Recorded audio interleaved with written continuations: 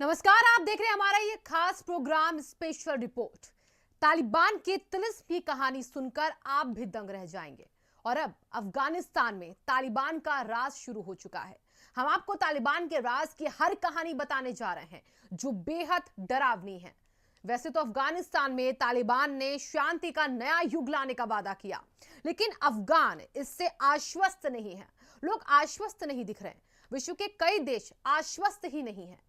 ऐसा इसलिए क्योंकि ना तो तालिबान की बर्बरता को कोई भूला है, ना ही उसका शैतानी चेहरा कोई भूला। 20 साल पहले तालिबान के दौर में अफगानिस्तान में कैसा शरिया कानून लागू था और उसकी बर्बरता की हर कहानी हम आपको बताएंगे। खत्म हुए तालिबान के अब फिर से जिंदा होने की कहानी हम आप तक पहुंचाएंगे। उस याकूत जोरी की कहानी जो दिल को झकझोर कर रख देगी, वो हम आपको बताएंगे।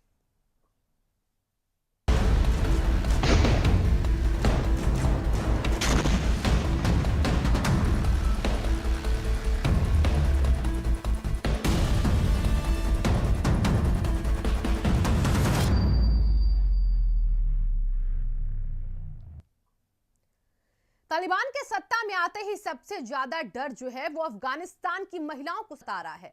यहां पर द सन की रिपोर्ट में दावा किया गया है कि तालिबान के लोग घर घर जाकर लड़कियों को जबरदस्ती उठा रहे हैं, जिससे कि लड़कियों को तालिबान के लड़ाके अपना सेक्स गुलाम बना सके। ये रिपोर्ट देखिए।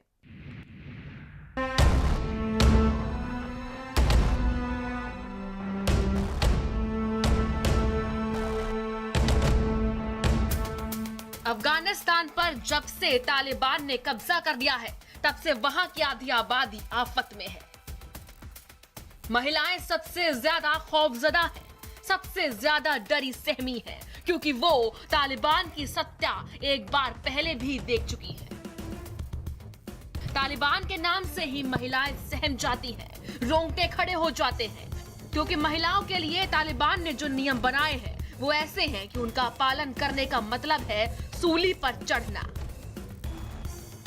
तालिबान के शासन में अफगानिस्तान की महिलाएं घुट घुट कर जिंदगी जीने को मजबूर होंगी। महिलाओं के सामने दो ही विकल्प होंगे, या तो वो तालिबान की सत्ता स्वीकार कर ले या फिर मौत को।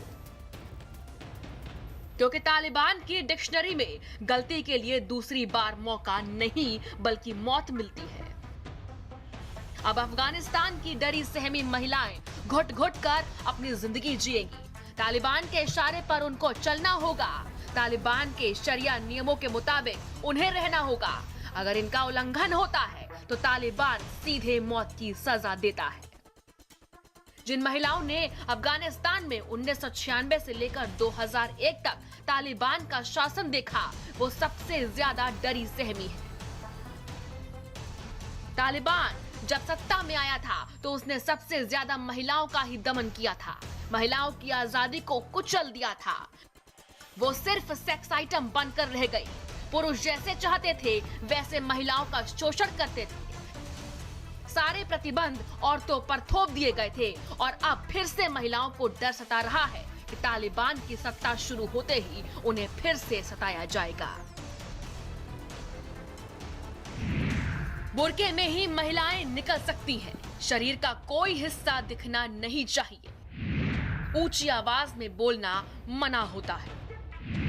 10 साल के बाद पढ़ाई पर प्रतिबंध, सिर्फ धार्मिक शिक्षा के लिए मंजूरी।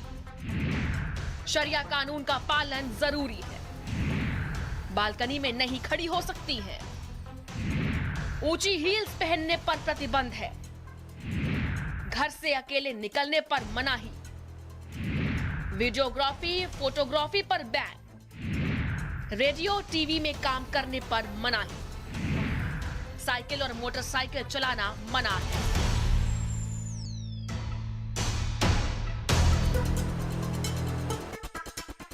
पाकिस्तान की नोबेल पुरस्कार विजेता मलाला यूसुफजई को भी डर लग रहा है कि कहीं अफगानिस्तान में तालिबान के द्वारा महिलाओं को यौन दास्ता में न धकेल दिया जाए, क्योंकि अफगानिस्तान में महिलाओं के साथ जो कुछ भी हुआ वो मंजर आज भी महिलाओं की आंखों में तैर रहा है।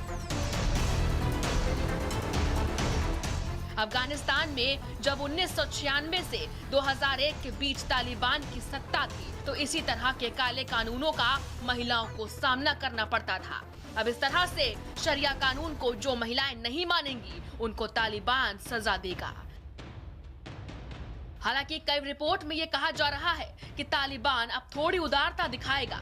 उससे पहले के शासन में महिलाएं सबसे ज्यादा प्रताड़ित थी, लेकिन अब तालिबान शरिया कानूनों में कुछ बदलाव कर सकता है। लेकिन तालिबान का खौफ इतना ज्यादा है कि महिलाओं के अंदर बैठा डर खत्म होने का नाम नहीं ले रहा। नई पीढ़ी ने तो तालिबान का सिर्फ नाम ही सुना है, लेकिन जो महिलाएं तालिबान की सत्ता का एक बार शिकार हो चुकी हैं, वो तालिबान का नाम सुनकर थर्रा उठती है। पूरे अफगानिस्तान पर तालिबान कब्जा कर चुका है। जल्द ही तालिबान अपनी सत्ता का स्वरूप भी निर्धारित कर देगा। तालिबानी नेता अफगानिस्तान को कैसे चलाएंगे, इसको लेकर बड़ी विचित्र स्थिति है। अगर वो पुराने शरिया कानूनों के जरिए ही शासन करते हैं तब तो महिलाओं का जीना दूभर हो जाएगा, और अगर वो महिलाओं के प्रति उदारता दिखाते हैं तो इसका पैमाना क्या होगा, वो कितनी उदारता दिखाएंगे। क्या महिलाओं की स्वतंत्रता के बारे में तालिबान सोचेगा या फिर पुराने घिसे पिटे शरिया कानून ही महिलाओं पर थोपे जाएंगे। स्पेशल रिपोर्ट, भारत समाचार।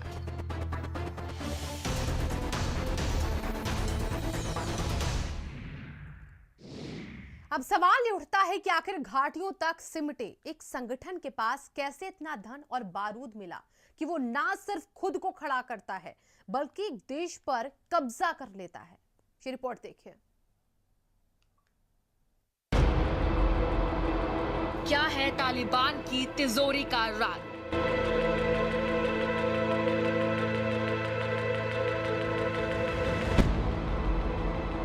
कहां से आता है तालिबान के पास पैसा?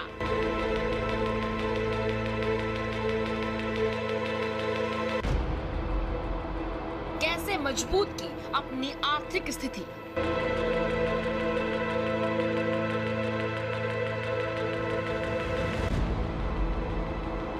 अफगानी बजट पर भारी कट्टर कमाई।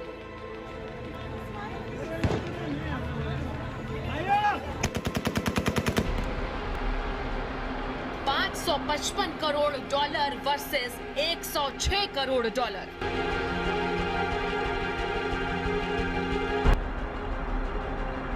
डॉलर ने खींची मजहबी कट्टरता।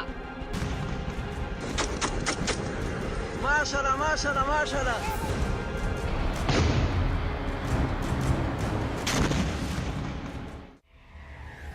ऐसे कई सवाल इस समय वैश्विक चर्चा के विषय बने हुए हैं कि आखिर करीब 4 करोड़ की आबादी वाले देश अफगानिस्तान पर महज 84,000 तालिबानियों ने कैसा कब्जा कर लिया। तो इसका सीधा और सबसे आसान जवाब ये है कि जब सबसे शक्तिशाली अमेरिका को भी अफगानिस्तान छोड़कर भागना पड़ा तो अफगानिस्तान सरकार की क्या मजाल। और इसके पीछे जो सबसे ताकतवर कारण है वो है तालिबान की मजबूत आर्थिक स्थिति, जिसका अंदाजा ऐसे लगाया जा सकता है। अफगानिस्तान में करीब 4 करोड़ अफगानी नागरिक हैं। तालिबान में करीब 85,000 तालिबानी आतंकी हैं। अफगानिस्तान में $555 करोड़ है अफगान सरकार का बजट, तो तालिबान करीब 106 करोड़ अमेरिकी डॉलर कमाता है।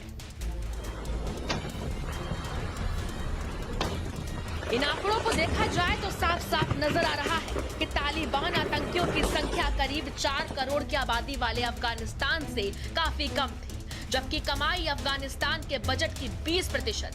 हालांकि 4 साल पहले तालिबान की कमाई $40 करोड़ आंकी गई थी और 2020 आते आते कमाई 2.5 गुना से ज्यादा बढ़ा दी। इसी ताकत से उसने न विभिन्न मोर्चों पर बढ़त मिली, साथ ही एक बड़ी आबादी को अपने पक्ष में करने में भी मदद मिली। ऐसे में सवाल ये खड़ा होता है कि तालिबान के पैसा आता कहां से था?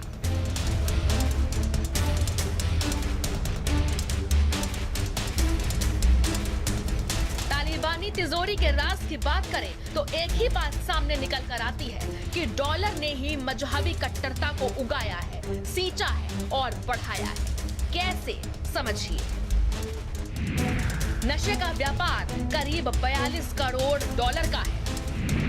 खनन से कमाई करीब 45 करोड़ डॉलर होती है। इस्लामी टैक्स से वसूली करीब 16 करोड़ डॉलर है। मोटी रकम के साथ साथ तालिबान दान, ट्रांसपोर्ट, रियल एस्टेट और समय समय पर विदेशी मदद से महज 4 सालों में न सिर्फ खुद को जिंदा रखा बल्कि उसने अपनी जमीनी भूख को बढ़ाते रहा और साल 2021 आते आते उसने अफगानिस्तान पर कब्जा कर विश्व को ऐसा संकेत दे दिया जो कई राष्ट्रों को हजम नहीं हो रहा है। लेकिन कब तक? रिपोर्ट भारत समाचार।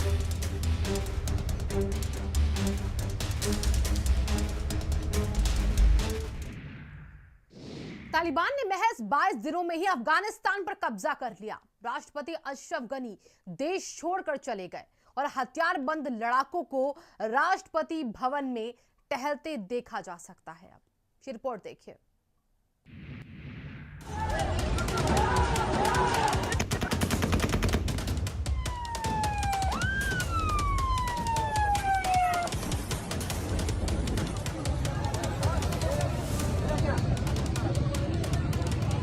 तेईस जून को संयुक्त राष्ट्र ने चेतावनी दी थी कि तालिबान अफगानिस्तान के 370 जिलों में से 50 पर कब्जा कर चुका है और सिर्फ 22 दिन बाद ही तालिबान ने अफगानिस्तान की सत्ता पर कब्जा कर लिया। रविवार को तालिबान ने राजधानी काबुल में प्रवेश किया और देश के राष्ट्रपति अशरफ गनी विदेश भाग गए। सिर्फ 22 दिन में ही तालिबान के लड़ाकू अफगानिस्तान के राष्ट्रपति भवन में घुस गए और तालिबान का झंडा फहरा दिया।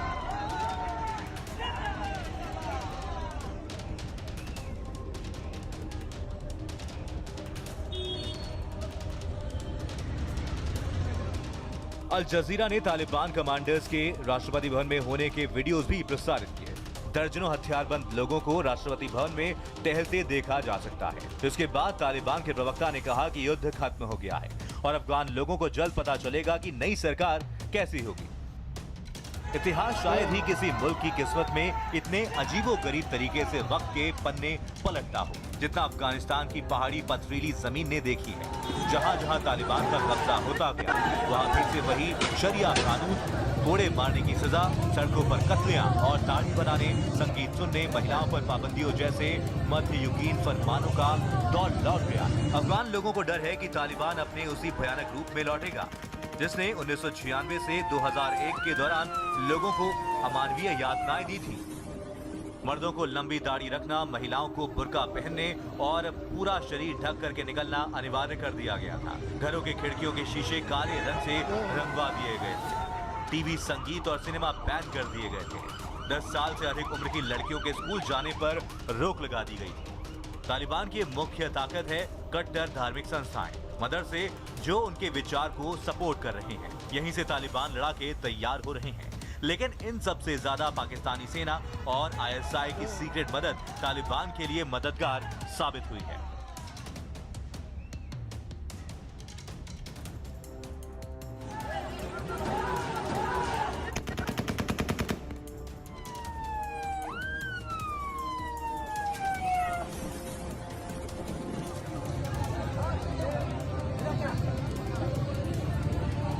दुनिया देखती रह गई और तालिबान ने हथियारों के दम पर अफगानिस्तान पर कब्जा कर लिया। अफगानिस्तान के 3 करोड़ 84 लाख लोगों की आजादी, मानवाधिकार के मसले सब बरबर के आगे सरेंडर कर गए। अब लोग इस बात को देखने को उत्सुक हैं कि आने वाले दिनों में क्या तालिबान फिर 20 साल पुरानी बर्बरियत का शासन दिखाएगा या बदले हुए वक्त में उसके कामकाज के तरीकों में कोई बदलाव आएगा। और क्या तालिबान शासन में फंसे हुए लोगों की सुरक्षा के लिए अंतर्राष्ट्रीय समुदाय कोई कदम उठाने की जहमत करेगा? ऐसे में एक बात तो साफ है कि अफगानिस्तानियों के लिए आने वाले कुछ दिन बेहद ही खौफनाक होने वाले हैं।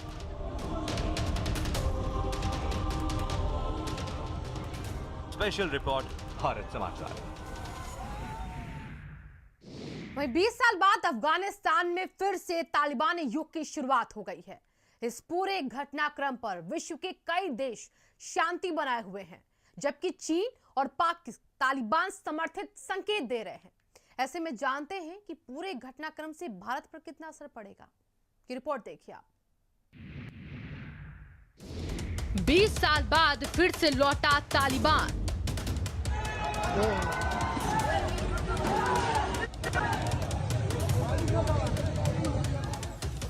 अफगान में जारी है खुदकुशी का सफर।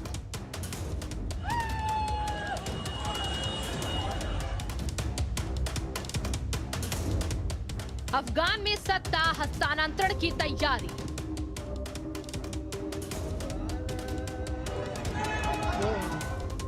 तालिबान की वापसी से भारत की बढ़ी चिंता।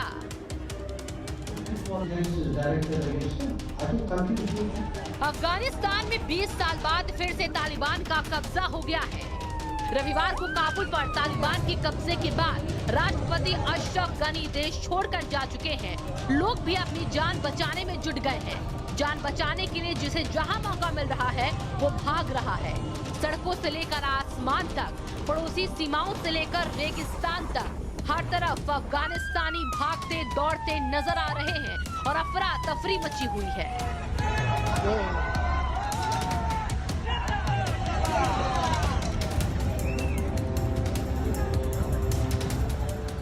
तालिबान शांति और सुरक्षा की बात कर रहा है, लेकिन वहां लोगों में डर साफ दिखाई दे रहा है। अफगानिस्तान में तालिबान का आना भारत के लिए भी एक चिंता की बात है। हालांकि तालिबान का कहना है कि अफगानिस्तान में कोई अंतरिम सरकार नहीं होगी, लेकिन सत्ता हस्तांतरण के बाद कई सवाल खड़े होंगे जिनका जवाब जरूर जानना चाहिए। जैसे तालिबान सत्ता के बाद आगे क्या, भारत पर इसका क्या असर होगा, अफगानियों पर क्या असर होगा, पाकिस्तान तालिबान के रिश्तों का क्या, भारत के अब तक के निवेशों का क्या। पूरी कोशिश है कि वहाँ पीस और स्टेबिलिटी हो और तालिबान की वजह से तमाम नेबरहुड में इंस्टेबिलिटी ना फैले, वायलेंस को बंद किया जाए। और भारत साफ तौर पे कह रहा है कतार के और टर्की के साथ मिलकर कि वो मिलिट्री सरकार को किसी प्रकार से मान्यता नहीं देगा।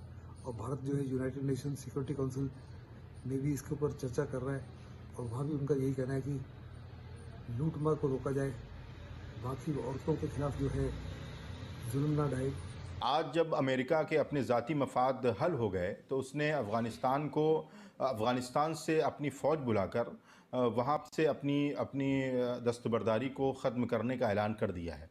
मुझे लगता है कि हिंदुस्तानी हुकूमत को जो हमारे हिंदुस्तानी भाई अफ़गानिस्तान में फंसे हुए हैं उनको निकालने की कोशिश करनी चाहिए और बहुत ज़्यादा इस सिलसिले में हिंदुस्तान की आवाम को परेशान होने की ज़रूरत नहीं। तालिबान का बढ़ना हिंदुस्तान के लिए भी खतरा है और उसी के साथ साथ मैं ये चाहता हूँ कि इस वक्त आतंकवाद से जिस तरीके से ईरान ने इराक में जाके आईएस को मारा, उसी तरीके से मैं चाहता हूं कि चूंकि ईरान का बॉर्डर मिला हुआ है, ईरान के लिए भी बहुत बड़ा खतरा बन जाएंगे ये सब।